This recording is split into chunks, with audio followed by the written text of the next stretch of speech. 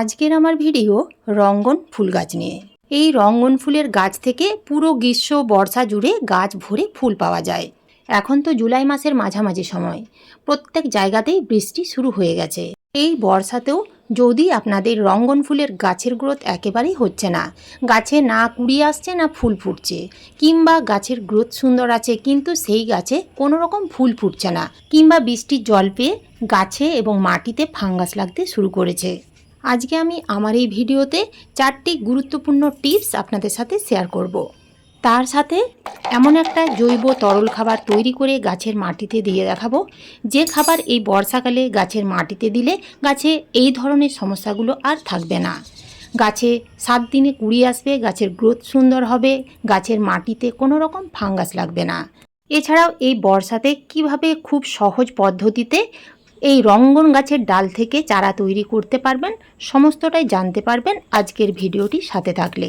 তাই ভিডিওটা পুরোটা দেখবেন, স্কিপ করে দেখবেন না। ভালো লাগলে একটা লাইক অবশ্যই দেবেন, কমেন্ট করতে ভুলবেন না। নতুন বন্ধুরা আমার চ্যানেলটিকে সাবস্ক্রাইব করে পাশে থাকার অনুরোধ রইল। নমস্কার বন্ধুরা, আমি সোনালি, আর আপনারা দেখছেন সোনালিস গার্ডেন।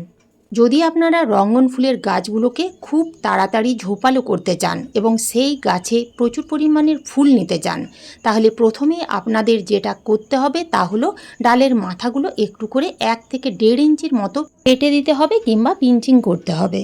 আপনারা এখানে দেখতেই পাচ্ছেন আমার বেশ কিছু ডালে ফুল ফুটে আছে এবং 2-1টা ডালে কিন্তু কোনো রকম কুড়িও আসেনি, ফুলও ফোটেনি। তো যেই সকল ডালগুলোতে কুড়ি আসছে না বা ফুল ফুটছে না, সেই সকল গাছের ডালের মাথাগুলোই শুধু কেটে বাদ দিতে হবে। এই সময় আপনারা কিন্তু হার্ড প্রুনিং করবেন না, শুধুমাত্র পিঞ্চিং করে দিন।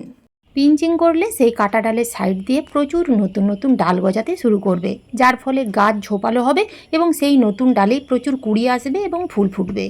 2 নাম্বার যে টিপস আপনাদের ফলো করতে হবে তা হলো গাছগুলোকে এমন জায়গায় রাখতে হবে যেখানে ফুল সানলাইট আসে, অর্থাৎ ইনডাইরেক্ট বা ছায়াযুক্ত জায়গায় রাখলে হবে না। এই বর্ষাকালে গাছগুলোকে একেবারেই ফুল সানলাইটে রাখতে হবে, যেখানে 5 থেকে 6 ঘন্টা রোদ আসে। আপনি আপনার গাছে যা কিছুই খাবার দিন না কেন, যা কিছুই পরিচর্যা করুন না কেন, গাছে যদি ঠিকমতো রোদ না পায় তাহলে কিন্তু সেই গাছের গ্রোথ থেমে যাবে, গাছের গ্রোথ একেবারেই হবে না, গাছে এবং মাটিতে ফাঙ্গাস লাগতে শুরু করবে। তাই আপনাদের গাছগুলোকে ফুল সানলাইটে রাখতে হবে। 3 নাম্বার টিপস, এছাড়াও মাটিতে যদি এই সময় আগাছা জন্মায় তাহলে সেই আগাছাগুলো তুলে ফেলে দিতে হবে, কেননা এখন তো বর্ষাকাল, বৃষ্টির জলে প্রচুর নাইট্রোজেন থাকে, তার ফলে গাছের মাটিতে দ্রুত আগাছা জন্মাতে শুরু করে। তাই আগাছাগুলো কেটে ফেলবেন না, একেবারে শিকড় সমেত তুলে ফেলে দিতে হবে। বন্ধুরা, এখন তো বর্ষাকাল, তো বর্ষাকালে প্রত্যেকটা গাছের গোড়া ঠিক এই রকম পরিষ্কার রাখতে হবে। আপনারা এখানে দেখতেই পাচ্ছেন গাছের গোড়ার মধ্যে কোনো রকম পাতা বা ডাল নেই।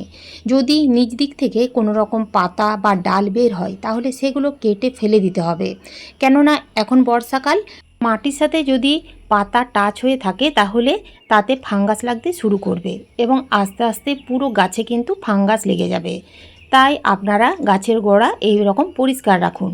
এছাড়াও গ্রীষ্মকালে আমরা গাছের মাটিতে বিভিন্ন রকমের জিনিস দিয়ে মালচিং করেছিলাম। মালচিং থাকলে সেই মালচিং তুলে ফেলে দিতে হবে, তা না হলে এই বৃষ্টির জল পেয়ে গাছে মাটিতে বিভিন্ন রকমের পোকামাকড়ের উপদ্রব বাড়তে থাকবে। তার সাথে সাথে গাছের মাটিতে ফাঙ্গাস লাগতে শুরু করবে। গাছের মাটিতে যদি একবার ফাঙ্গাস লাগতে শুরু করে তাহলে শিকড়ের ক্ষতি হবে।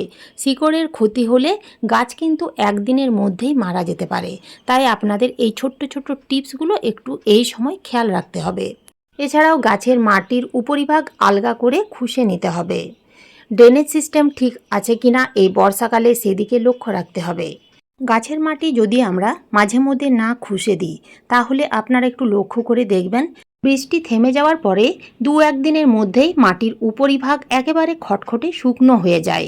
এইভাবে যদি আমরা রেখে দিই তাহলে মাটির ভেতরে খুব ভালোভাবে আলো বাতাস চলাচল করতে পারবে না, তার ফলে শিকড়ের ক্ষতি হবে।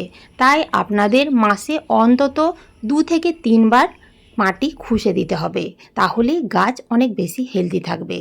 এখন জেনে নেওয়া যাক রঙ্গন ফুল গাছের ডাল থেকে এই বর্ষায় আপনারা কিভাবে খুব সহজ পদ্ধতিতে চারা তৈরি করবেন। ডাল থেকে চারা তৈরি করার জন্য এমন একটা ডাল নির্বাচন করতে হবে যে ডাল একেবারে কচি নয়, পুরনো ডাল নিতে হবে, পুরনো এবং শক্ত ডাল। এবং নিচের দিকে যে ডাল বা পাতা থাকবে সেগুলো কিন্তু কেটে ফেলে দিতে হবে। তো এখানে দেখুন আমি একটা প্লাস্টিকের গ্লাস নিয়েছি এবং গ্লাসের নিচে একটা বড় হোল করে নিয়েছি, তাতে গ্লাস ভর্তি কোকোপিট ভরে নিয়েছি এবং জল দিয়ে ভিজিয়ে নিয়েছি। এই ভেজা কোকোপিটের মধ্যে 1.5 থেকে 2 ইঞ্চির মতো এই ডালটি পুঁতে দিতে হবে। আপনাদের কাছে যদি কোকোপিট না থাকে তাহলে শুধুমাত্র নদীর বালি ভিজিয়েও ঠিক এই পদ্ধতিতে কাটিং বসিয়ে দিন। এই বর্ষাকালে 12 থেকে 15 দিনের মধ্যেই দেখবেন সুন্দর শিকড় বের হয়ে যাবে। এখন জেনে নেওয়া যাক আমরা গাছের মাটিতে কি খাবার প্রয়োগ করব। যে খাবার প্রয়োগ করলে একদিকে যেমন গাছের গ্রোথ সুন্দর হবে, অন্যদিকে তেমনি মাত্র 7 দিনের মধ্যেই প্রত্যেকটা ডালে থোকায় থোকায় ফুল ফুটতে থাকবে। বন্ধুরা, এখন তো বর্ষাকাল, তাই আমরা এই সময় কিন্তু ভারী খাবার দিতে পারবো না। কেননা এই সময় যদি আমরা ভারী খাবার দিই তাহলে বৃষ্টিপাতের ফলে গাছে ফাঙ্গাস লাগতে শুরু করবে। তো এই সময় আমাদের কিন্তু ভেবেচিন্তে হালকা খাবার দিতে হবে। তো কী সেই খাবার, কিভাবে তৈরি করবেন জেনে নিন। খাবার তৈরি করতে প্রথমেই লাগবে পাকা কলার খোসা। তো আপনারা এই বর্ষাকালে পাকা কলার এই রকম খোসা না দিয়ে একটু রোদ্রে হালকাভাবে শুকিয়ে নেবেন। পুরো যদি না শুকোয় তাহলে কোনো ক্ষতি নেই, কিন্তু একটু যেন কালো ভাব থাকে। তো 1 লিটার জলে আপনারা 4 থেকে 5টা পাকা কলার খোসা ছোট ছোট টুকরো করে কেটে নেবেন এবং 5 থেকে 6 ঘন্টার জন্য ভিজিয়ে রেখে দেবেন। এই পাকা কলার খোসার মধ্যে থাকে প্রচুর পরিমাণে পটাশিয়াম, এছাড়াও থাকে বিভিন্ন পুষ্টিগুণ, আপনারা কিন্তু প্রায় সকলেই জানেন। 5 থেকে 6 ঘন্টা হয়ে গেলে এই তরল খাবার আপনারা ছেঁকে নেবেন। তো আমি দেখুন এখানে একটা পাত্রে খুব ভালোভাবে ছেঁকে নিয়েছি। এই বর্ষাকালে না ছেঁকে কখনোই তরল খাবার গাছের মাটিতে প্রয়োগ করবেন না। এই খাবারের সাথে আরও একটা উপাদান মিশিয়ে নিতে হবে, তা হলো হলুদের গুঁড়ো। 1 চামচ হলুদের গুঁড়ো মিশিয়ে নিতে হবে। এই হলুদের গুঁড়োর মধ্যে থাকে প্রচুর পরিমাণে প্রোটিন, ভিটামিন, এছাড়াও বিভিন্ন পুষ্টিগুণ। এছাড়াও anti fungal, anti bacterial properties হিসেবেও খুব ভালো কাজ করে। এই বর্ষাকালে অতি অবশ্যই আপনারা কিন্তু গাছের মাটিতে এই হলুদ গুঁড়ো ব্যবহার করবেন। তবে বন্ধুরা, এই তরল খাবার গাছের মাটিতে প্রয়োগ করার আগে অবশ্যই চেক করে দেখে নেবেন। যদি গাছের মাটি ভিজে প্যাচপেচে থাকে তাহলে কিন্তু এই খাবার গাছের মাটিতে দেবেন না। মাটি ভালো করে শুকিয়ে নেবেন, তারপরে সকালের দিকে আপনারা এই তরল খাবার গাছের মাটিতে প্রয়োগ করবেন। যেহেতু এই তরল খাবার পাকা কলার খোসা দিয়ে তৈরি, তাই গাছের মাটিতে দিলেই 7 দিনের মধ্যে গাছে কুঁড়ি চলে আসবে। যেহেতু এই খাবারের মধ্যে হলুদ গুঁড়ো দেওয়া আছে, তাই এই বর্ষাকালে গাছের মাটিতে বা গাছে কোনো রকম ফাঙ্গাস লাগবে না। এই খাবার আপনারা কতদিন অন্তর গাছের মাটিতে প্রয়োগ করতে পারবেন? 10 থেকে 12 দিন অন্তর এই তরল খাবার গাছের মাটিতে দিয়ে যেতে হবে। এছাড়াও বন্ধুরা, গাছের মাটিতে শুধু খাবার প্রয়োগ করলেই যে গাছে ভালো রকমের ফুল পাওয়া যায় তা কিন্তু নয়। এর পাশাপাশি এই বর্ষাকালে প্রত্যেক সপ্তাহে কিংবা 10 দিন অন্তর গাছে ফাঙ্গিসাইড স্প্রে করতে হবে। বাজার চলতি ফাঙ্গিসাইড যদি আপনারা গাছে স্প্রে করতে চান তাহলে সাব বা ব্যাবিস্টিন এই দুটো ঘুরিয়ে ফিরিয়ে আপনারা গাছে স্প্রে করতে পারেন। 1 লিটার জলে 1 থেকে 1.5 গ্রাম দিয়ে ভালো করে ঝাঁকিয়ে প্রত্যেক সপ্তাহে গাছে স্প্রে করবেন।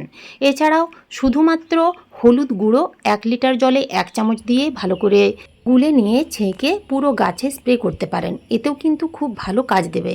এছাড়াও এই বর্ষাকালে আপনারা বেকিং সোডা ব্যবহার করতে পারেন।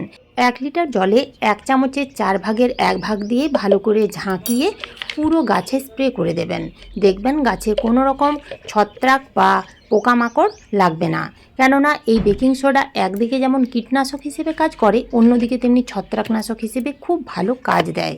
তো আপনারা এই সময় এই 4টি গুরুত্বপূর্ণ টিপস ফলো করুন এবং এই খাবার গাছের মাটিতে দিয়ে দেখুন 7 থেকে 10 দিনের মধ্যেই গাছের প্রত্যেকটা ডালে থোকায় থোকায় ফুল ফুটতে শুরু করবে।